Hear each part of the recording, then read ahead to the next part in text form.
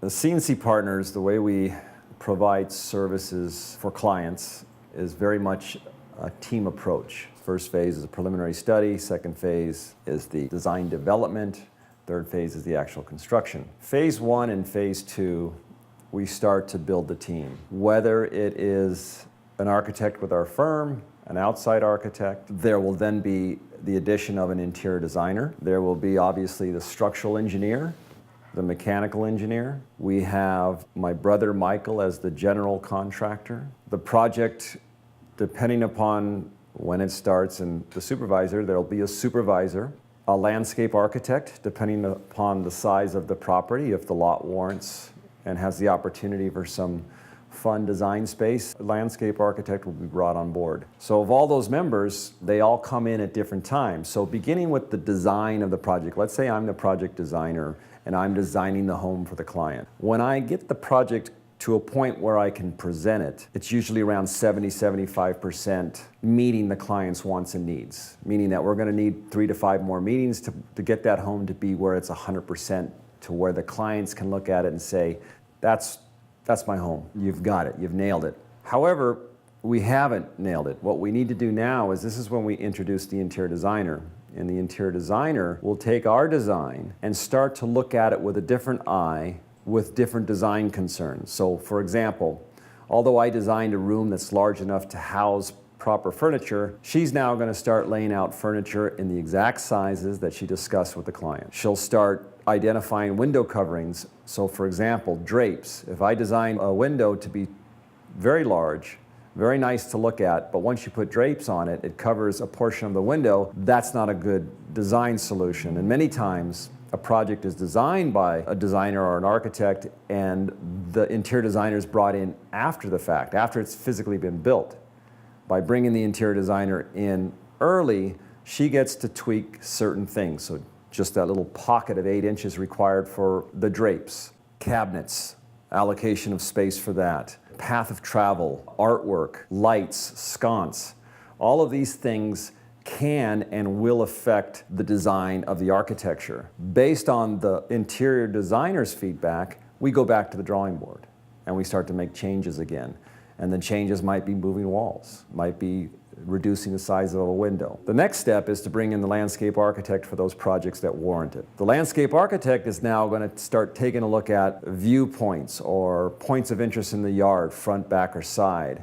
You might find that there's a simple fountain that's being discussed between the client and the landscape architect that would be a beautiful placement in the backyard at a certain location.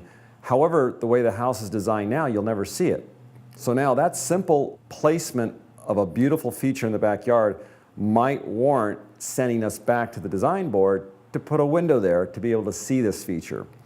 So there's many opportunities for a landscape architect to tweak the backyard flow of traffic, line of sight, lighting, things that again will send us back to the drawing board, and then we tweak the design again. The team approach there, interior designer and landscape architect being brought on early, all looking at the project, and now it's been developed and evolved with all the input before we actually start to get out of the ground. Now we do some of the stuff that's not the fun stuff, but we bring in the structural engineer and say, look, here's our desired wants and needs, large ceilings here, large windows here, things that we want to make sure the structural engineer, when he reviews it and gives us his input, we have designed something that is its most cost effective.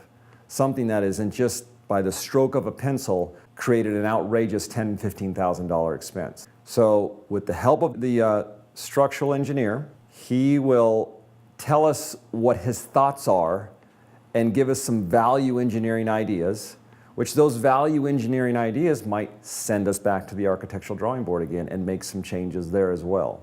We now bring in Michael, the general contractor, and the chosen supervisor, and we start to look at what the structural engineer is proposing. The structural engineer does his proposed drawings that we get my brother Michael Cunningham and the supervisor to look at. And when they review it, they might see that there's a floor system being proposed. Because of the knowledge of where the site is, maybe it's a tight site, one of the construction methods being proposed by the engineer might be suggested by the supervisor or my brother Michael, let's do it this way. Instead of doing a poured-in-place concrete wall, let's do block, cinder block. Again, that's all with value engineering in mind, and it's a team approach. And so now, where we've got architect, interior designer, landscape architect, engineer, mechanical engineer, the general contractor, the supervisor, we've got 7 team members that are all having input on the design of the house to make sure that all of the attention to detail with respect to furniture concerns or line of sight concerns or the house interfacing with the backyard, all of those items have been met. And with all the professionals giving their review and 2 cents, that's how we come about with our final product, which is the working drawings. And all of this is done before the construction starts. One of the benefits that C&C Partners experiences by working with so many different architects and interior designers is that we have the opportunity to explore different design ideas. And we get introduced to different methods and materials. It makes the project more fun. Years ago, C&C Partners, I used to design all of the homes. I would design 10 to 15 homes a year and we would build them. Now, I'm designing 2 to 3, maybe 4 of the homes a year. We're working with 3 to 4 different architects outside, and we do it in more of a collaboration. Interior designer-wise, same thing. We work with 4, maybe 5 interior designers right now on a regular basis. The nice thing is that some of these interior designers have been introduced to us by our clients. So when they come to interview us, they say, well, listen, we've got this interior designer that we must work. Is that going to be an issue? We have no problem with that, because now what we're being introduced to is a new professional that we believe is an A-team player that fits in well with us and adds to our team approach. What we do not have is one person in a cubicle in the office that's designing the entire house, making all the decisions, sponsoring to the client, saying, here's what you've got. What we have is a team approach of professionals, as I mentioned before, that include the homeowners. So when the project is designed, it truly is a home design that the homeowners had input, and that we had the correct professionals review everything and make sure that all the attention to detail has been done properly before we put the first shovel in the ground.